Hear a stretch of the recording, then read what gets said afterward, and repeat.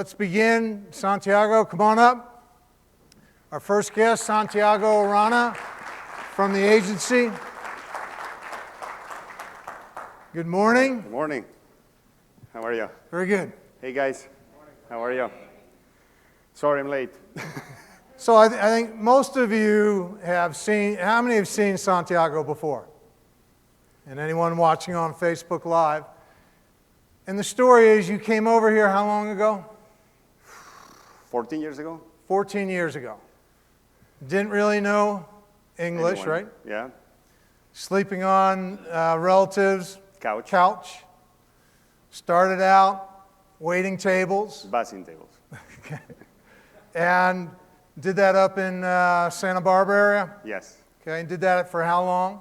Did that in Santa Barbara for about a year, and then I moved down to LA. I got my license, and I continued to wait tables for about 4.5 years. Okay. And so that was the beginning. That was it. And this year the goal is 500 million in Yes. sales, right? That's correct. And you're pacing towards that goal. I'm getting there. Getting there. And the interesting thing, it's Santiago, and he has two people on his staff. Laura's here. Where's Laura? What's up there? Raise your hand, stand up, say hello. And then you have, Then I have Griffin, who's not here, because he's covering me another place. okay, so it's just the three of you, That's it. right? It's not this big team of 20 agents. No. Okay. So let me first ask you, mindset, what does that mean to you? Well, mindset is basically when you make a decision that you want. First, you need to know what you want, but then when you know what you want and you make a point that you're going to get it or you're going to do it, the mindset is what it doesn't get interrupted by anything. Doesn't matter what happens, if you have that strong mindset, the current reality could look like you're not getting that or you're not getting there, but if you're strong and your mindset is strong, you will get eventually there. And that to me is mindset, is when you know and you have made a decision that you're going to get and you're going to be there, and then all of you just need to wait and watch it happen. So when you first came over here, did you have that type of mindset? When I just come over here, I want to say that everybody has the mindset. They just haven't developed it and haven't discovered it yet. So in my case, I didn't really know, or I haven't really developed it or know what I wanted at the point. I was young, I was 23, I was here to learn English, I was going to go and do a master's degree in finances, and that's what my goal was at the time. No, until I, lived here for a while and I saw the potential and I saw the opportunities, then I changed and adjusted where I wanted to be, what my goals are going to be. So I switched that around, and then when I had you're just going to know what feels really good inside of what is that you need to be doing. And when I found out what that was for me, then is when I really, my mindset came into play, and I work on it. And it's something that you need to work every day. It's something that you need to encourage every day. It's something that you need to feed, reading books, going to seminars, being here right now. You need to make that mindset stronger and stronger so it doesn't stumble upon every little bump that you come in the road, because there's no easy ride, okay? There's always going to be problems. There's always going to be challenges. It's how you react to them that makes you who you are. And what did you do specifically to, let me back up. Is there something that got your attention? Did you read a book? Did you get exposed to anything that began to make you think? Well, first is, you have to have a certain level of ambition, I think, So when I moved here, I was working in a high-end restaurant in Montecito, and I would see people come in and, spend a good amount of money at the restaurant and drive the Ferraris and drive the nice cars, and you start looking at that. I was invited to parties, and I will be looking at these houses that I never seen other than movies. So you start developing that hunger, that ambition. Once I developed that, then is the question, how do I get there? So one of the things that I did that I like to do is observe. I observe successful people, and I like to see what they do. So by observing successful people, I stumble upon people that, I had as mentors, and I mentioned many times, one of them was Rodrigo Iglesias. I was like searching for someone that had gone for something similar, scammed from another country, didn't know anyone, didn't have money, and has made it great. So he was the king at the time, and I wanted to, get advice from him. So I searched for him, and I got advice, and that's one of the teachers, and you find other people. I mean, Steve is one of them right now. He's my coach, and I always bounce ideas, and I ask for advice to him. So you always need to find people that have done well, so you can learn from their experience. You won't be doing the exact same thing, or you might not have the same goal, but you learn from listening to other people. And then there's books, and then there's movies, and there's videos. I mean, there is a number of other things that you can look and study and learn about. So you bring up a really important point. Right in the beginning, you sought out Rodrigo because you didn't want to create the wheel yourself. You wanted to learn from someone who you thought was doing what you wanted to do. Right. That was a really important thing. Yes, I was very frustrated. I was 1 year in the business. I am waiting tables, and I have sold nothing, okay? And I see people closing deals, and I'm like, I don't know anyone. That's why I'm not selling houses. I'm doing this and doing that, and I had this attitude where I was just frustrated. So when you're frustrated, you have a negative attitude, right? You're like, nothing is working, and when you speak, it makes it even stronger because you're speaking with passion, and you're hearing it, and it's going into your subconscious mind, so it brings more of that. So I was just in a very bad, negative place, and one day I sat down and I said, wait a second. It's got to be someone in this town, out of all these people, that has gone through this and has made it. So I started doing research, and I found him. I'm sure there were other people, but I just found him, and he was doing real estate, so I thought it would be perfect. And why did he stand out for you? He came from Argentina with $400, and he made it big in the real estate, So I was like, okay. So you saw a guy who had a similar story to yours. So there's a template, right? It worked for him. I can see what is he done, what he's followed, what he's done, and everything, and I can use whatever works for me out of everything that is worked for him. And what it doesn't work, I won't use it, but at least I have a template to go with, and I thought that would save me a lot of time. And it did. Was he highly receptive? Did he say, "Let me just share everything with you"? At first, no. It took me about 3.5 months to get a meeting with him. And the first thing he said, I remember, well, the first time we set up a meeting at a restaurant, he didn't show up. And I waited for an hour, and I was like, what a fucking jerk. And then as I was walking out of the restaurant, all bummed out. I was all bummed out, and I was like walking out because I called sick to the restaurant I'm working with, and now I'm like, oh my God. You just think about things like decisions that you make, and sometimes they don't work, but you see, that's when your faith comes strong, If you have those challenges are almost like tests, So then I walk out of the restaurant and I said, you know what? Something happened to him. Who knows? Don't get bummed out. And as soon as I said that in my mind, my phone rang and it was him. And he's like, I'm so sorry. I profusely apologize. I want to be honest with you. I forgot. But I want to make it up to you. Let's meet tomorrow. Same place, blah, blah, blah. So we end up meeting, and the first thing he said when he sat down is, before you start, I have 7 assistants. I don't need assistants. I don't need this. I don't need that. I don't need that. And I said, I don't want to be any of that. I just want to talk to you for an hour. I want advice. And at that point, I started talking Spanish with him, and I said, I come from South America too, and blah, blah, blah, blah, blah. So we connected, and he gave me advice. And I took that advice, and I applied it, and it worked well. So what I did, I called him back to say, thank you. That advice you gave me worked. I just got a listing for this amount, or I just sold this house. So you gotta be grateful, because that gratitude is what it closed, the circle. So when I called him to say thank you, he said, let's have lunch again. I said, let me buy you lunch, because you gave me the advice. So we sat down again. He gave me another piece of advice, and I went and applied him again. And then all of a sudden, stuff started to happening. And I called him and I said, hey, I got a call for a $1.8 million listing. I don't think I can land that by myself. Can you come with me? Let's split it. He's like, done. We got that. We got a 5. We got a 7. And he finally said, come, let's work together. And we became partners. So why do you think things started to work for you? What were you doing differently? So after that lunch, he said, let's meet at my office next week. So I went and met at his office. And he said, okay, tell me, what are you doing? And why is it that you're frustrated? So I sat down and I was like, I'm door knocking and it's not working. I'm sending these letters and it's not working. And I'm doing this and it's not working. I'm talking to everybody in the restaurant and it's not working. And he got up and he left. I was like, shit. He got mad. So he left and he came back with a book. And the book was The Science of Getting Rich by Wallace D. Wattles. So he put the book down, and he had translated it in Spanish, and he had made a copy in English. And he gave me his copy with his picture in the back, I remember.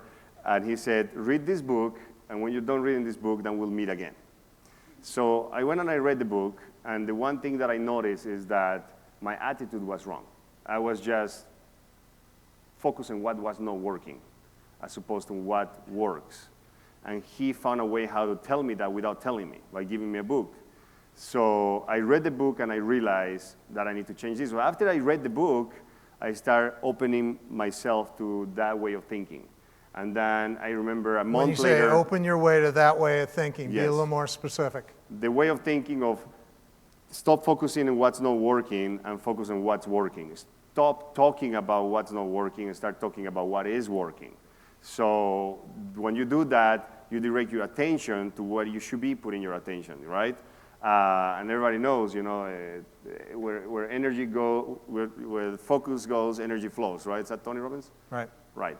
So, and that's what I did. And when I changed that, you know, my whole attitude is changed. So when you show up to do door knocking, okay, and you knock on a door, and in the back of your head, it's like, oh my God, they're gonna slam the door in my face. This doesn't work. I have another 90 minutes to go door knocking, and you have that. People, they open the door, feels that. They read that energy. But if you have the other side of the positive, it's like this door is going to be, I know that's going to happen. It's a numbers game. Every 100 doors I do, I'm going to set up 2 appointments. And you have that attitude when someone opens the door and feels that, then you get staff, you know. You're like, things happen, you know, start to flow. People don't want to talk with a negative guy. Nobody wants to talk to that guy that shows up with like, hey, how are you? My name's Santiago. Here's my business card. If you want to sell a property, let me know. So did your attitude switch overnight? Was it a process? No. So what happens is you get excited, right? You read this book and you're all fired up and you go out there and it's like, okay, I have the secret now. I'm going to go and make it happen. 2 weeks later, you haven't sold anything and you go back to where you were, right? So the trick is not going back there. It's like stick to it. And when we talk about mindset, is that, are you serious about that goal? If you're serious about that goal, you get in there. No matter how many times you fail, you get up and you keep going. No matter how many doors you need to knock, you keep going. And when you make that decision, there is something powerful inside that goes out there that makes it happen. Okay, that's my experience, you know, you just, I'm doing it. And what made you want to stick to it? I have no choice. You know, it's like that's what I want. And that's what I want. I don't want anything else, but I want that. So that's what I'm going to get, and this is what it's going to take. I'm going to go for it. All right, so the thing that clicked was attitude. Yes. When you went out there yes. with a different attitude, you started to get a different response back. So what happens is I change my attitude, and then I start talking to people, you know, about that, and then I started to meet people that were more positive. I started to talk to people that related to that. And then someone suggested a movie, The Secret, and then, you know, it starts to... But in the beginning, did you have any idea what you were doing? In the beginning, no. I was just like, okay, these are the rules, I'm going to follow them, and if it works for someone, it's going to work for me. Okay. No, until I got the results, and I was like, oh shit, this thing really works, right? And then you get encouraged, and then you do more, and you do more, and you do more. And then you can learn more. I mean, you can read other books, and you can, like, you know, it depends how motivated you are. What have been the books that have most influenced you? Well, that was one of them, the Science of Getting Rich. Science of Getting Rich. After that, I watched the movie The Secret, which it just came out at that same time, you know. And when I watched that, I remember saying, why did anyone tell me about this shit? You know, it's like, literally, I was like crying on my living room saying, why no one's told me or showed me this stuff before, you know? What did you get out of The Secret? What did that do for you? Same thing. It's like the way you think, you know. It's like if you think positive, it's going to attract positive people in your life. If you have carried that attitude, you know, you will come across opportunities that you won't see if you're negative. You'll meet people that, you know, you'll get a call from someone, and if you're not in the right attitude, then you will pass on that opportunity. Opportunities are there all the time. It's the ability for us to see them when they come in our way. Be prepared, right? Everybody says good luck is opportunity meets preparation, right? Right. So that's exactly what it is. I mean, if you are ready and you are out there and you open yourself to the universe and say, I'm open to all the opportunities you want to bring to me, then you're ready. But if you're not and you're just focusing what's not working, the opportunities are going to be there, but you're not going to see them. Does it make sense? 100%. You know, I put this quote up here specifically because I knew you were going to be here. If you find something very difficult to achieve yourself, don't imagine it impossible. For anything possible and proper for another person can be achieved as easily by you. And I bet you, a lot of you look at Santiago and say what?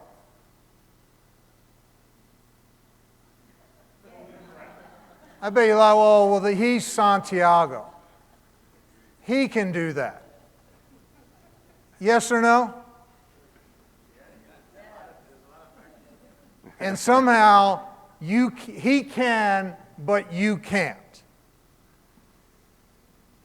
And I really want to point out, it didn't start out that way. No. You had to grow into where you are today. Yeah? No one's giving you anything. Nope. Okay? So, the science of getting rich, the secret, other things. Think and Grow Rich, which, you know, You love to teach, right? Yeah. Talk about that. At the agency, what are you doing? So right now I should be teaching chapter 3 and 4 at my office to the agency agents. Every September I do a Think and Grow Rich sort of mini seminar at the agency for helping people, you know, learn about these concepts, learn about the book. We discuss, we share opinions, and then I help them to set up their business plan and goals for the next year. Because as you know, September, October comes, and then November, the holidays, Thanksgiving, you know, all the holidays come, and it's really, you know, the end of the year. So this is a good time to reanalyze what you've done for the year, what you could have done differently, and what you're willing to do next year. So you set up, because you don't want to start setting up your business plan in January, February. Then you're late. You're behind by 2 months. You want to go January 1st, knowing what you want with your mindset. That's what I want. This is my main goal, and these are the small goals that I need to achieve before I get the big goal, and these are the steps I'm going to take to get there, and you need to schedule it, because if you don't schedule it, it's not real. So how long is the program that you do?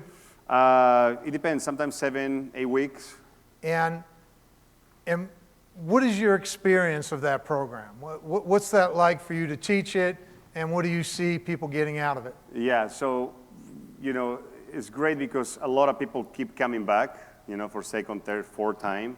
And the one thing I said in the beginning to those people the first time I did it is like, when I read this book the first time, I got something, and the second time I got something different, and the third time it was like, why are you reading the same book fucking 5 times, right? It's like, you don't want to read other books, but the reality is that the book is such a brilliant book. It's written by a guy that studies successful people for 20 years, right?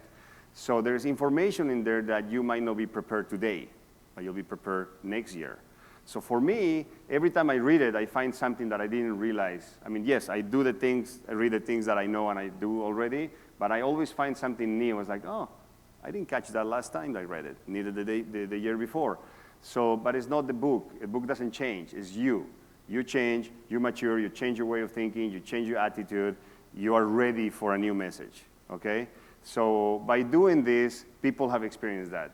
Makes me very happy to see people that, you know, can grab that information, use it, and I see agents in my office that are growing their business exponentially. I get beautiful emails from a lot of agents saying, thank you for doing this. That to me is a way for me to give back what someone gave to me at a point in time. And two, by doing it more and by talking about it, I learn more about it. So everybody thinks that I'm there to teach people about it. I'm there to learn myself about it too. Right, the best way to learn is to teach. Yes. So how many people show up on week 1? Last week we had 35 people, I think. Okay, and do they stay for the entire time, or? They stay for the entire time. Do you see people peter out by the end of the 7? No, they were from beginning to the end. Okay, and what do you see as they go through it? Do you see a transformation? Yes. Describe that. I see mainly for the ones that they really took advantage of this, a change of attitude, you know, a different way to see this business, you know, because ultimately, you know, that book can be applied for anything. It's not just for real estate. But because we're in real estate, I've seen people read it, learn about it, come to my office. It's like, you know what? This is what I'm going to do. And they get all, motivated to go and do things in a different way. Like the other book says, do things in a certain way, right. And it's not what you do, it's how you do it, right? There's two different ways how to go and do an open house, right? You show up. Well, before you go, you're at your house, you have lunch, like, oh, got to go to an open house. Right? You get to the open house and you put your last sign at 2:05. You get in there, you open the door, turn on a couple lights, and you sit in the living room, you pull your phone and you're on Instagram, right? Hey, how are you? Welcome. Hi, welcome. Oh, man, 2 more hours to go. Don't go. Stay at your house. I mean, there's no point of you going and waste time like that. Does not do any good, okay? The other way is, when I used to put my signs out, now there are a few, so I cannot do it, so I have a company that does it. But in the beginning, I remember I'll wake up at 6 in the morning, and I'll go and put my signs at 6 o'clock. Because I wanted everybody to go out for breakfast, for coffee, for a run, to look at the sign. That's free advertising, right? I want everybody to look at my signs early in the morning. Then I was ready for my open house. I already have done a hand deliver to the neighborhood invitations or cover letter from the MLS saying, I'm having an open house. I'd love for you to come over. Neighbors have friends. Friends like to live together. Something along those lines, right? And I will invite people to come. Then I go to my open house and I'll bring a candle. I bring flowers. I turn on the lights. I turn on every single lamp. And I put that energy out there, okay? I'm doing it. I'm excited to do it. And I know that that's going to be a good thing. So then when people come, the first thing I do is I go and I greet them. It's like, hi, how are you? My name is Santiago. I'm the listing agent. Let me know if you want a tour or you want to wander yourself or whatever, You just talk to them and get information. And you always say goodbye to the person because you want an opening and a closing, and you give your business card. And what happens is when you talk that way, people like to talk. And then they like to say, yeah, this house is nice, but I'm looking for something with a pool. I'm looking for something similar, but this and that and that and that. Now, if you, I'm assuming, know your market, right? If you're sitting an open house in Brentwood, you should know what's out there in Brentwood that you're competing with, what pocket listings are out there. So when that person is talking, you say, oh, I know of something actually. It's not on the market. Are you working with an agent? Yes. Okay, well, what's your name? And the agent put in touch with me. I have a pocket that he can show it to you and whatever. You don't have an agent? Okay, great. Can I take you to see this house? So, because knowledge is power. If you know about the 2 or 3 properties that are there that they might not know, and you bring it up, then you made a deal. I've done tons of deals like that. That's why I see the open houses, because I've been in open houses where someone walked in, it's like, this house doesn't work. I remember this family from England, and they walked in, and you can tell that they were very wealthy. I was sitting at an $8 million house in Beverly Hills, and it was Memorial Day weekend, Saturday afternoon. I was the only crazy guy having an open house, okay? And they walked in, and I can tell they're looking at the house, and by doing this, you kind of read people, and I know this house doesn't work for this. There are too many people, this just doesn't work. So I went to say goodbye, and I said, I know the house doesn't work for you. I see that it doesn't. And the wife is like, yes. And I said, but I know of other things. What are you looking for? What is that this house doesn't have? And the wife just downloaded information. She's like, we're here, we're moving here, we have to buy a house in the next 2 weeks. My husband has liver cancer, and I need to find a house. It needs to be close to UCLA, so it can be Brentwood or Beverly Hills. It needs to have this, and this. And I said, okay, I have 2 houses that you should see. When can you see it? She's like, tomorrow, Sunday, like done. We went and looked at 1 house in Brentwood and 1 in Beverly Hills. They bought a $9 million house in Beverly Hills in cash. We closed in 5 days. That's how it happens. But if I didn't know about those houses, I'd be like, oh, okay, well, thanks for coming. Right? And that's the end of it. So those are the 2 ways on how you can do this business. Okay? That's just an example of an open house. It goes about everything. How you door knock, how you send a letter. Even when you write in those letters to send out, the way how you're doing it, I mean, it sounds crazy, but that energy that you're putting into that letter and you're sending it excited that something's going to come, you'll get more phone calls than if you pay someone to write the letters from you and send them out. 100%. When I used to do my letters, I used to get more phone calls than now that someone else does my letters for me. So you seem to be saying that how you do what you do is much more important than what you do. Yes. Because are you doing anything wildly creative or innovative or extraordinary in terms of growing your business? The concepts are the same, the things are the same, and yes, you can get creative on the ways how you want to present something, So yes, we always try to get creative. We always trying to do things a little different. But in general, the concept and what you need to do is all the same. There's not really a secret, It's like, there's not, people come, it's like, yeah, I like how your talks and everything, but what really is? Like, that's it. There's nothing else. I mean, I'm telling you everything, I'm not making a story, hiding my secret so I can keep doing well and you guys don't do well. That's it. What I'm telling you is exactly what it is. So what I love when I come in to talk to you every other week, you've always got a sparkle in your eye. You're always looking at what's possible, and always thinking about how I can take it to the next step. Take us inside your head during the week. What kind of things are you thinking about? Do you have a morning routine? Do you get yourself in a certain mindset? Do you get down? Yeah. Let's go inside your head for a week or so. So, for those that have heard me before, it starts in the morning, right? You set the energy out on how your day is going to go, right? And I'll give you an example. When I finish this, I'm going to give you an example of what happened to me this morning, why I'm late today. So when you wake up in the morning, there's two ways to wake up. And I'm a believer that waking up early in the morning is better than waking up late. I know that when you wake up late, at least it happens to me, and you're late and you woke up and it's 8:30 and it's 9 o'clock, you know that you feel like, oh man, I woke up late. You're already feeling bad about it, okay? At least it happens to me. I know I'm behind on time. I could have woke up early. I could have worked out. I could have gone a run. So by doing that, you already subconsciously know that you could have done better. And that's not a good thing to feel. You don't want to feel that you start the day feeling that you couldn't done better, because then you feel like you're kind of wasting that day already. Or you don't want to feel like you finished the day knowing that you didn't do enough because you spent 2 hours looking at Instagram and Facebook when you couldn't done 50 phone calls. And you know it inside you, you don't have to tell me or anything, but when you drive home, the feeling that you should be feeling is, I did everything today. It's 7 o'clock or 6 o'clock or whatever time you end your day, and I made my calls, I did this, I feel great. Nothing happened yet, but I did 100% of what I could have done today. And I feel good about it. And that's how you go to your house, and that's how you go to bed, feeling good. Because if you start by not feeling good, that's what's going to happen, right? So I wake up early. I wake up at 5:30 in the morning, and I meditate for 20 minutes, okay? And I start by saying everything I'm grateful for.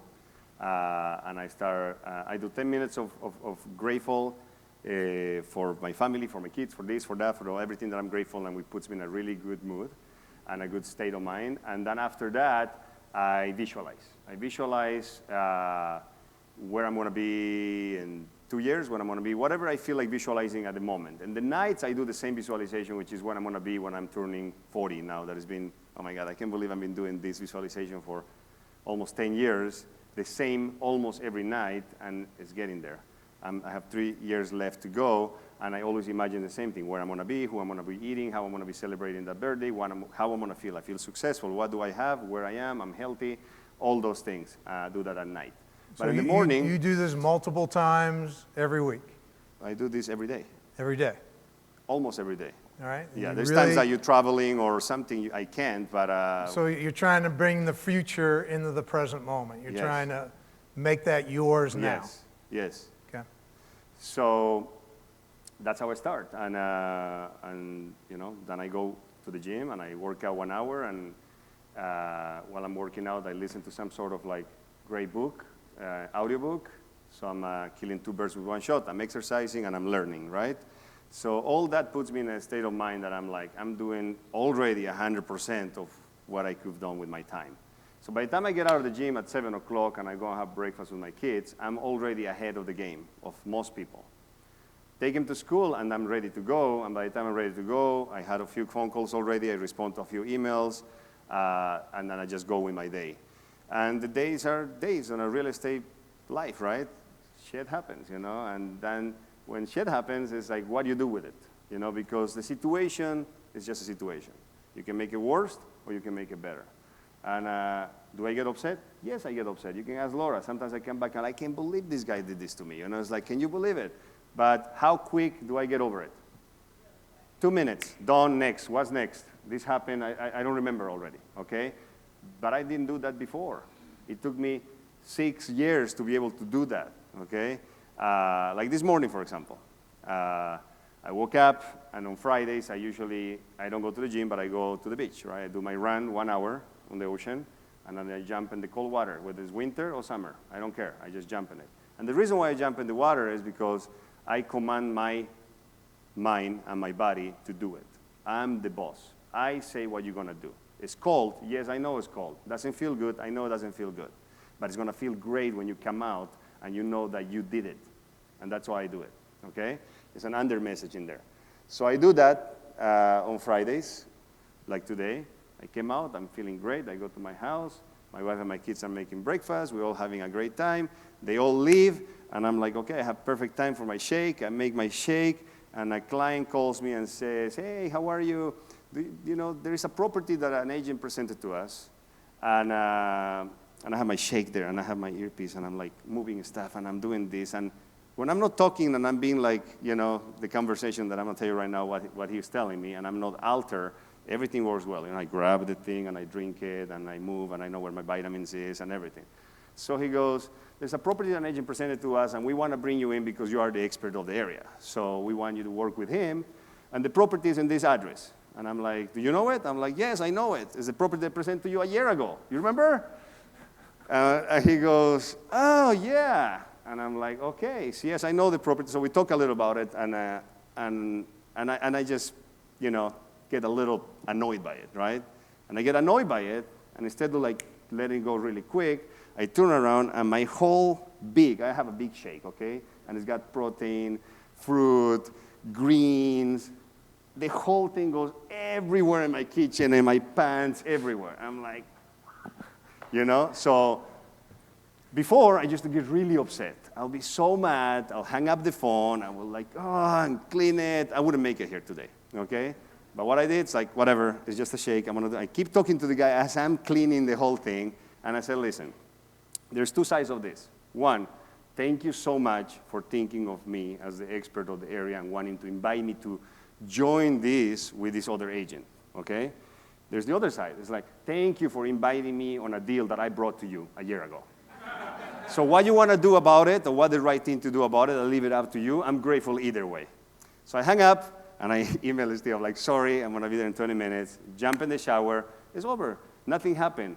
But I couldn't make a really bad day out of that little one thing, because that happens, you get upset and you get into yourself, and it's like, I can't believe this client is doing this, and I would go in my car, and someone would call me about something, I would get more upset, and it just starts escalating like that. But you need to make a choice to make good out of the bad. So that happened to me today. Is that a good example? Beautiful. All right. Happens to me every day. These things happen every day, It's not just today. Questions for Santiago? Anyone want to ask a question? There. Hold on 1 second.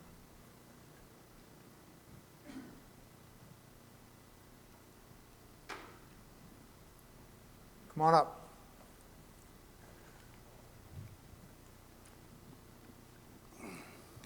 Okay, your name? Good morning. I'm Norris Young. Norris. Yes. What's your question? Pleasure to hear you speak, and I'm inspired by what you're saying this morning.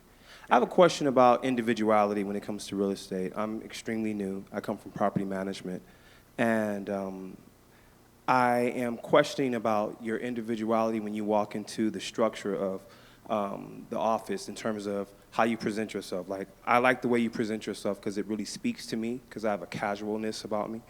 And did you feel that you had to conform in terms of if you saw everyone in suits, or if you saw everyone, even people that you were inspired by that, presented themselves a certain way, did you feel like you had to kind of measure your own individuality to kind of copy what they were doing? 100%. So how did you break free from that? So if I get a call and I need to go and meet a couple business managers or a lawyer to do a listing presentation at their office in Century City, I'm not going to show up like this, right? I'm going to put a suit and a tie, and I'm going to go and put a show, right? If I'm meeting someone in Malibu that I know is a casual person, or, you know, I study every person I'm going to go and meet with. I prepare myself, you know. I look at the records, when they bought the house, who they are, do they have family, what they do, if it's a successful guy, what's their business. I need to know everything I can about that person.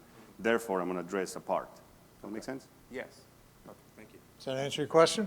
It does, but one thing. Yeah, go ahead. But overall, did you not conform your own individuality? Like, you walked into the business a certain way, so did you not compromise that? You know, even though you switch it up and you have different, approaches, did you still stay yourself? 100%.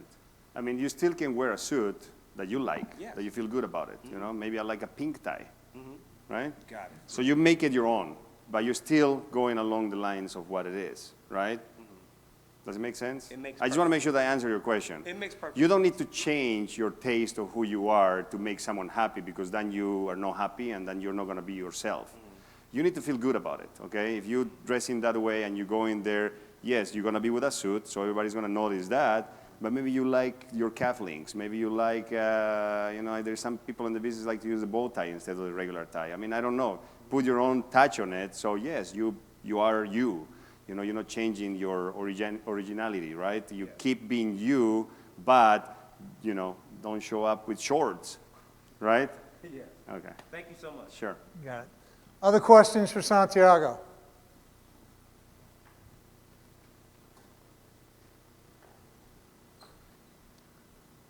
Okay, your name? Hi, my name is June.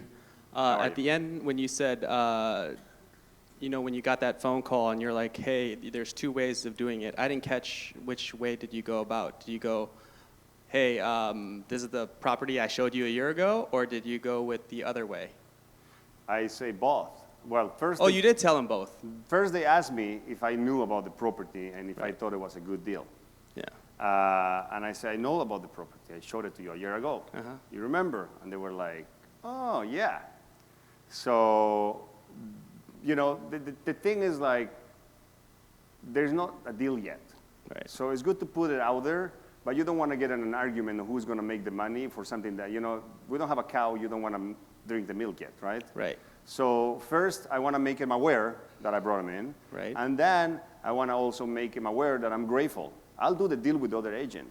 Oh, I'll you be did. happy to do it, okay? But is that the right thing to do? And I'm not to make the decision.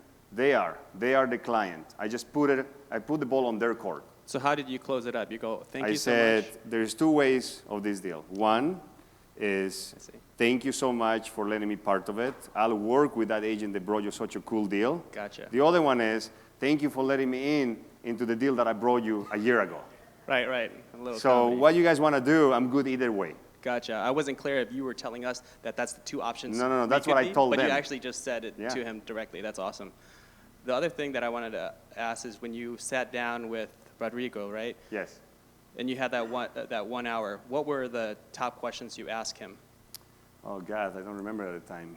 I think I mostly bitch about everything, That's why he gave me the book. It's like I talk about everything that was not working. Yeah. But then eventually when I read the book, and I called him, I said, I read the book, we sat down, and he basically said, oh, what do you found about this book? And I said, I think that I need to change my attitude. And he's like, great, so you got it. So then we start talking about, and he's like, now, this is how you're going to door knock. This is how you're going to go about it. Not the way that I was doing it. Trying to cover a lot of doors, not really putting that energy out there. Awesome. Thank you. Thank you. Got a question? Stand up. Hi.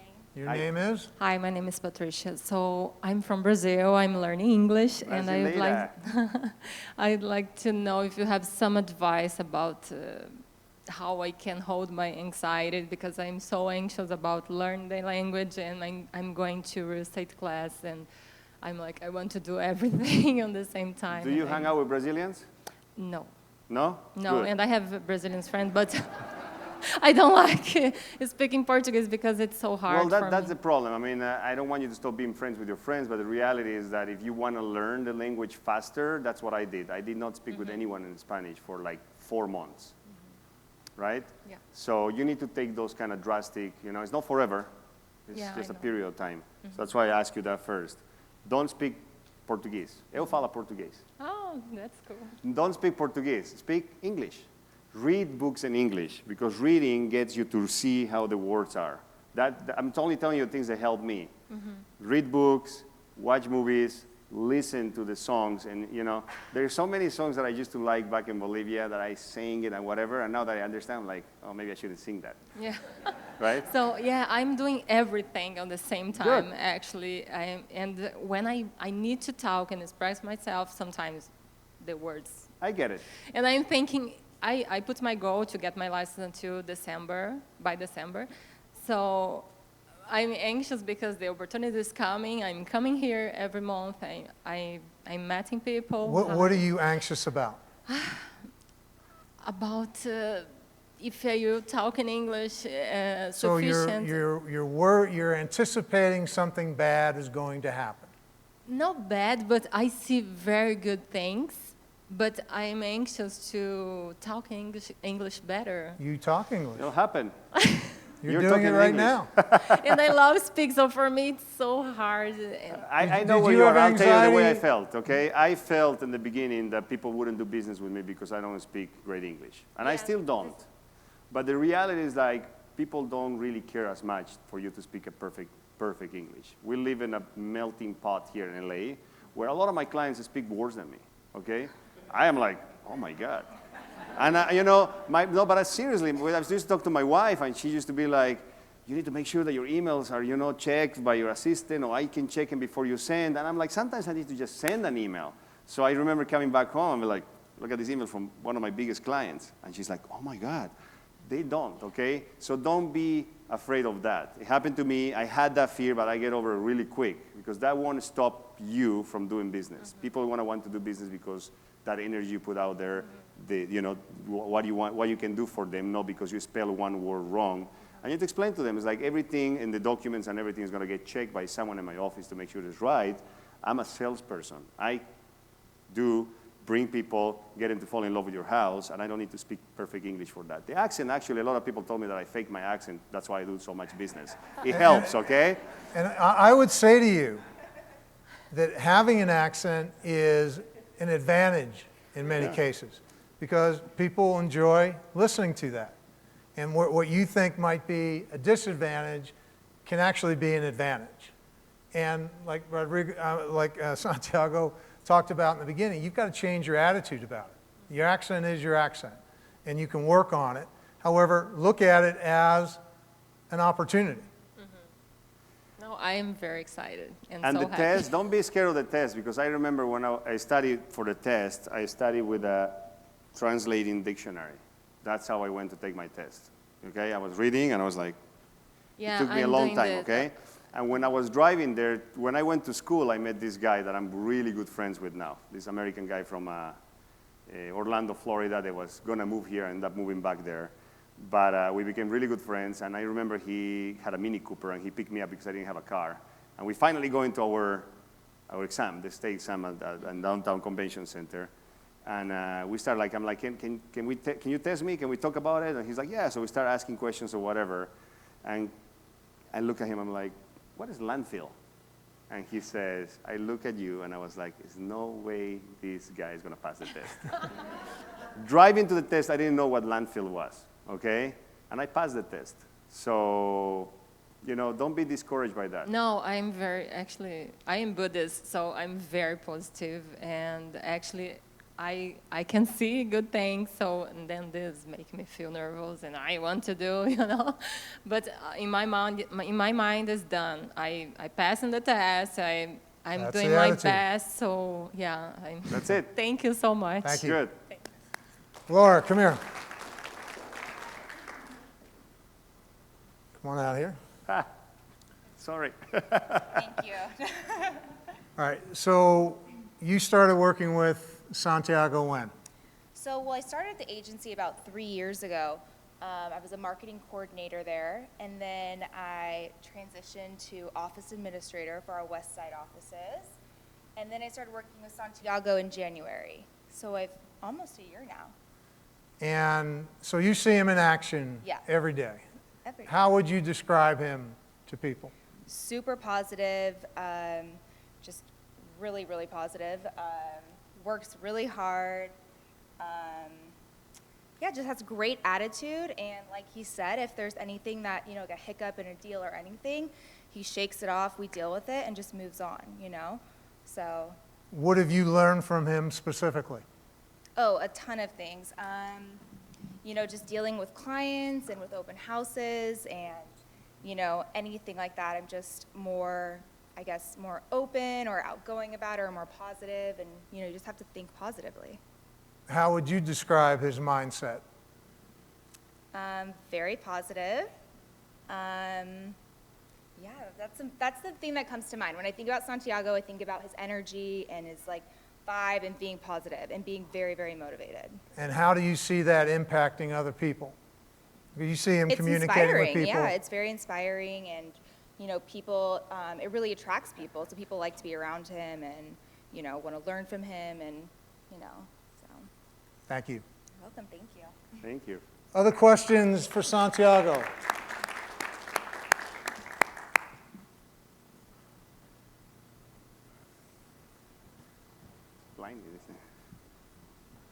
All right, Ryan, what do you got? Hey, Santiago, Ryan King. How you doing, man? Really great to hear you. Where do you see yourself in 10 years? In 10 years, I see myself doing real estate. I love what I do. I really enjoy doing this.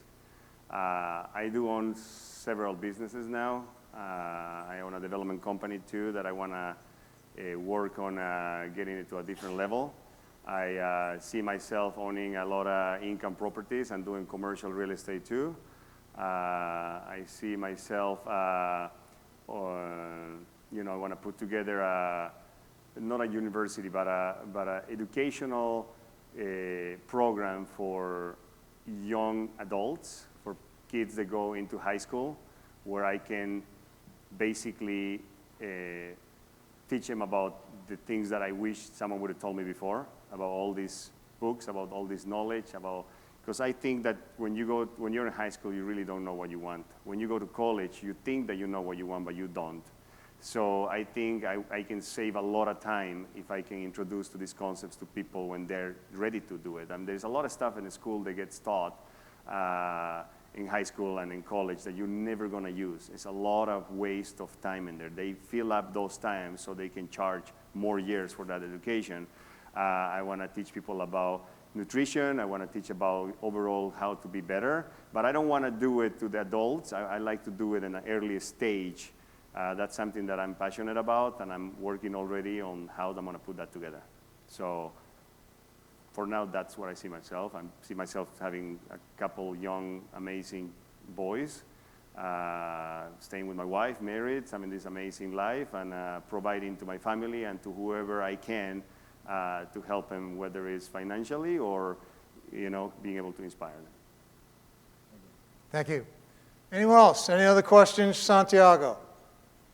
Here's an opportunity. Don't be shy. Anyone? Go ahead. Hold on. Come on out here. Yeah. Yes. I'll come over here. Wait, hold on. Stand up. Don't be shy. You got it. Okay. Your name is? My name is Sarah Holguin. Okay. And buenos dias. Buenos dias. I was just wondering, have you always been a morning person, or was that kind of it seems like you have a lifestyle and a routine and you're very healthy. Was that something you adopted after being successful, or have you always been that way?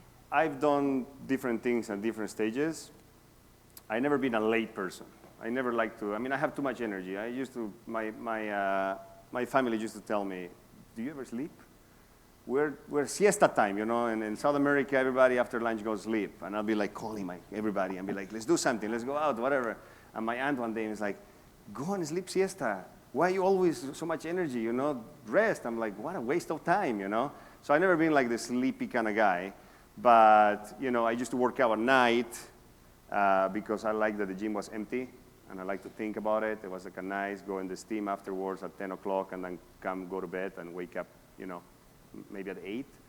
But not until I started studying these books and reading about it. And every successful person wakes up early. Okay, there is a book called The Morning Miracle. You should read it. And explains why it's important to wake up in the morning early. because you feel good about yourself already. You're doing something that most people don't do, so you already are ahead. Just that one simple concept makes it worth it. Right? Anything else you want to share with the group? Any final thoughts?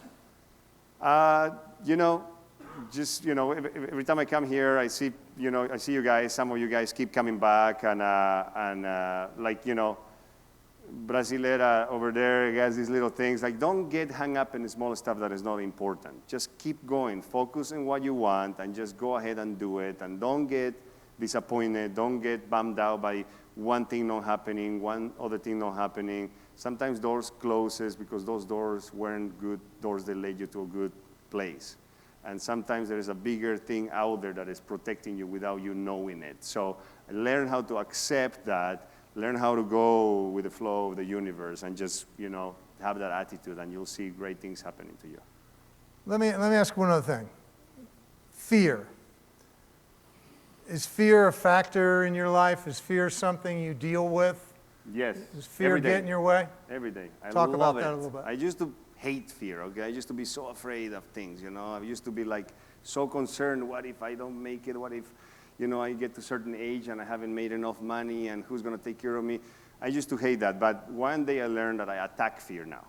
I love it. Fear motivates me. When something happens or something challenging happens, or that's fuel for me. It's like I attack it. It's like, bring it on, okay? So I use the fear to turn into a fuel to do the things that I want to do. Beautiful. All right. Santiago, thank you very much. Oh, go ahead. One more. Heather? So Steve sent us out this YouTube video on the recent fight, right? And the video is very much the scientific message. Yeah. And I'm forgetting that. McGregor. Yeah. What did you think about that going into it? My son and I were having this conversation. I was like, look at his mindset. What could be possible? You know, he can't think about failure. He's visualizing victory, and this could be, you know, how much does that matter? And he's trained and he's healthy and blah, blah, blah. And my son says, Mom, the professional, he doesn't even need to visualize it. He has the experience. He's already done it. He already knows if someone hits him one way, how he's going to respond. This is just fantasy mindset. And, you know, it was he's very cerebral, so it made sense to me, and I was like, gosh, that's so interesting. What was your take on that? That's why I want to do this for children and for young adults, because they think they know it all, right? Of course. And, and the reality is that, you know, you can analyze any athlete, you know, Ali, Sugar Ray, all those guys. Is not in your, yes, you gotta have the physique, you gotta work how hard, you gotta train, you need all that. But 80% of it is here, you know? When your body gets tired and you cannot throw one more punch, this makes it go one more time, or two more times, or three more times. It's in here. So that guy is where he is because of his mindset, not because he's a little guy like this, okay? But it's his mindset that keeps him going in there. He visualizes. Do you see that poster that he had of him fighting that guy from how many years ago? He had a poster in his gym where he's fighting the guy, and he did it, right? He wouldn't get there, besides of what everybody says, like the fight was arranged. It doesn't matter. That's not important. What's important is that he was in Ireland, okay? There's a lot of fighters. To get it where he got, he worked really hard, and he knew that he was going to be there. And there's no time or space in your brain to think what would happen if it doesn't happen, because if you think about what won't happen, you already open that opportunity that might not happen. Right. So the fact, and my son agreed too, that the fact that he did all of this mindset is what even got him there. There's no Yes. reason in hell he should have even been 100%. there. So even the fact that he's having this opportunity, it's already worked, even though he didn't win. So you know? tell your son that the reason, he's right, Yeah. but the reason why he got there is because he visualized him being there, Right. and that made him that fighter that knows where the punch is going to go. Right. Thank you. Thank you. Sure. Andrew? Hey, Andrew Morrison, thank you so much are you, for the man? presentation today. Good. You presented this scenario that you were dealing with this morning. have you always been able to deal with that type of opportunity with as much grace, great word, or is that a developed skill, and how did you get there? It's like a muscle, right? Yeah. You go to the gym, you work out, your muscle grows. Same thing. I did not. I was the guy that flipped out of things. That thing went down, we grabbed that and smack it on the wall. That's how I used to react. So specifically, what's the difference between that Santiago and the one we're looking at today? Well, if I've done that, right, it would have just gone and snowballed. It wouldn't go downhill, okay? It would have made more of a mess in the kitchen. I would have broke my blender, right? The guy would have, I wouldn't be on the phone with the guy. I'd be like, what the hell is going on? It's a big client of mine. A lot of things could have gone wrong. I would have get in the car, I'm late. I wouldn't even show up here already, okay? But instead, I took the complete opposite direction. I cleaned it. I talked to the client very peacefully. I put the ball on his court. I went up, I took a shower. All of a sudden, my housekeeper showed up. I didn't even know he was coming today.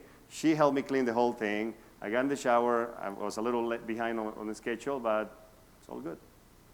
All right, so the follow-up is, do you find yourself, or you hopefully, knock on wood, this will become a situation, and if the client decides, Santiago, we'd love it if you worked with this other agent, is that a constant grind for you to not be haunted by what could have been, or do you have a technique for dispelling that mounting discontent related to the possibility that that person's going to be there?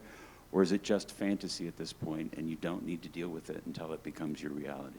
That's all your mind fucking with you. Right? Yeah. Do you want to make 50 cents or you want to make 0?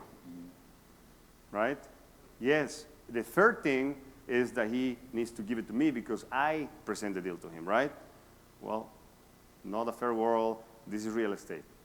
So when it's done, it's done. It's done, it's done. That's your decision. Thank you. You thought that was the right thing? Great. I feel good about it. Thank you. Let's go and work together. Awesome. Thank you. Cool. Waylani? Hi. Congrats on your new veggie bullet. I think that's great. Thank you. I just came back from Cuba, and so love I noticed Cuba. the people, I've never been in a communist country, and I noticed that people really appreciate things. And I think because you come from a different country, you appreciate things when you came here, and you really grasped onto that education and the books that you've read. I think the people here that were born and raised here don't really understand that, so that they don't have that gusto to go for what you went for. And I think, do you agree with me that that's the situation here in America? I wouldn't generalize, but what you're saying is true. Yeah, so you actually had more passion for this job because you came from a different country and you were raised a little bit differently. You have that Latino background, so you have that little kind of anger, like the passion, like, oh, okay, the smoothie fell down, boom, you know? Because I'm Hawaiian Puerto Rican myself, so I understand that, and I had to change that as well. So I just wanted to let people hear that you felt that there's so much opportunity here that you could grasp it. Sometimes people here don't really take advantage of. Right. So we talked about Cuba before. Like the last time I was here, I just came back from Cuba. Right. And it was a big, I mean, I grew up in a third world country, and they always been going between dictatorship and socialism and this and that. So I kind of had a, you know, I grew up in a place where, you know, there are opportunities that are here that are not there, period, okay? And then not until I went to Cuba where I'm like, holy moly, right? I mean, these people are just, they don't have a choice. They're there. I don't care how positive you are. I mean, I don't care what you want to do, how smart or this or that. Very few come out of there and do something. You're screwed, okay? You don't have a choice to go and it's like, I'm going to set up a business right now. Good luck, all right? So here we have everything. Whatever you want to do, whatever you want to be is here for you to go and grab it. It's that simple. And I say that because I've done it. I had nothing, okay? And it happens. And I don't have superhero powers or whatever. And there's not just me. There's a lot of people that come from nothing. Out of nothing, they made it happen because we live in a overall all the things that people talk and what's happening out there or whatever, this is the greatest country in the world. I mean, you are here, you have these opportunities. I mean, just focus on doing that instead of focusing on the bad stuff, you know? I don't watch news in my house at all. Does that make sense? Thank you so much. Thank you. Anyone else? Here. Someone?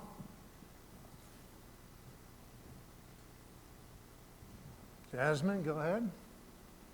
Stand up. Hi, everyone. I'm Jasmine. I have a question. I know you worked at a restaurant for like the first 4 or 5 years or something. What made you say, like, I don't need this anymore. I'm going to go full throttle into what I really love to do? Like, what? How much money I had in my bank account and how long I could go with that savings without selling a house. So, like, I feel like that's something that once you give away, once you give up the security, it's like it makes you hungrier.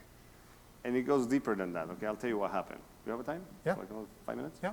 All right, so when I start doing this, I'm all excited. Now I'm working with Rodrigo, and we sold a few things, and I'm like, I think I can leave the restaurant now, right?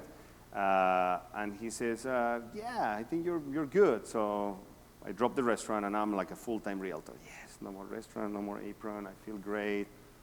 I was wearing a lot of suits those days. And then 2008 happened, okay? And for those who have been in the business since 2007, you know what happened in 2008. Nothing was selling. The phone was not ringing at all. So I started to do good, and it went boom. Like, I mean, honestly, I don't think a lot of people seen 2008, unless you lived in the 1920s, right? So my savings started to go down and down and down. I started getting scared, right? And one day I woke up, and I said, you know what? I'm going to go on through applications again because I think I'm going to have to go and get a restaurant again to be able to support while I go through this thing. And I'm driving, and I remember I went to Venice. I don't remember the restaurant, but it was in Venice Beach, one of those new restaurants. And I parked the car, and I'm about to go down. I'm like, you know what? What the hell are you doing? What are you doing? You're not doing this. You're doing real estate. That's what you want to do. And that was when the big change on my mindset was. I started the car again. I went back to my house, and I went and I started banging the phone, sitting open houses Saturday and Sunday, putting my signs at 6 o'clock in the morning, working really hard. And that energy that went out there got me to do. I became a big agent in 2008 and 2009 when the worst market was there. That's how it happened. Denise? Hi. What do you do to kind of tune yourself up, your mindset? Like as you go through the year, and do you retreat? Do you take time? Like what do you do to create space to review where you're at, where you're going? I know you do your daily thing, but do you do something ceremoniously, annually, or what does that look like? Yes, I do. I have been going to Tony Robbins now in the last couple of years, which is something that I enjoy. It might not be for everybody, so you need to find what works for you. But you know, those kind of courses kind of help you. You know, you learn more from someone that is bigger than you, right? You get inspired. You learn new techniques. You learn new things. So I go there. I'm constantly reading books, and I enjoy being alone. So there is times that I just want to be alone for 2 days, and I want to just be alone and think about things and rethink about things. But one of the things that I do at the end of the year that I share with everybody in my office is, for New Year's Eve, okay, I celebrate big. And when I wake up the next day, whatever time it is, the first thing I do is I have a book that I write everything I want. I have 2 books now because I ran out of the first one. And what I do is I sit down and I start writing down everything that I want and everything that I'm going to do that year. And then I compare it with my business plan that I prepare in October, November. And it's basically, the business plan is more like a methodical, practical manual. And then I mix it with my spiritual beliefs and my dreams and my goals and what I want and my vision board and the things that I want and all that kind of stuff. So, and what I do it in, even though sometimes I'm a little hangover, I do it in the first day because for me it has a meaning, right? This is a new year, you know, it just started. There is an energy about being in a new year. So that's one of the rituals that I always do.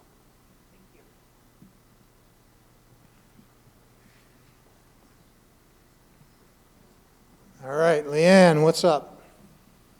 Hi, Santiago. Thank you. Hey, how are you? I'm actually going to piggyback off what Denise just asked you, which was when you're thinking about your business plan and you're thinking about your goals, what does that look like? Is that a spreadsheet? Is that, how do you lay that out, and what are some of the pieces that go into that? Because this would be the time you said that you'd start doing that for the new year. Right. Well, there's so many ways how to do it. I mean, Steve has one on his website, a business Right. plan that you can use. I mean, there's a lot of templates. If you Google templates of business plan, you'll come up with something. And What's the Santiago business plan? for me, oh my God, I do mix everything. I use part of his, and I find on Google something. I use the Think and Grow Rich, which tells you that you need to write down what your everyday, you need to repeat something every day, right? Which is called, what is it called? My God, I should know by now. But by doing a suggestion and all those things, but you need to do you need to know your goal. What's your goal? And there's two different kinds of goals, right? There's the long-term, I don't want to be there, but that one's going to take to get there. But for business plan, business, or what we do, it needs to be a yearly goal, okay? So my goal is to do 500 million, right? So it's the year. What I want to do to get there? And then you start breaking down how many houses you need to sell. What's your average sales price? Minus this, so how many houses of that caliber I need to sell? Maybe I'll land a few big ones, which is going to make me sell less homes, or maybe I do a bunch of smaller ones, but you get an idea on how many houses you need to sell, okay? So what do you have in the pipeline? I have these clients. I have this construction happening that they're going to give it to me. What are the buyers that I'm working with? Are these real buyers, or they're a waste of time? Let's get rid of these ones. And you start like kind of bringing down, and what are the things you need to do to the point where how many doors I'm going to go, how many open houses should I see a month? And you just start, you need to start writing down. Thank you. Sure. Anyone else? All right. That's a lot of questions. Great. I love it. All right, Santiago, thank you very much for being here. Thank you, guys. Thank you.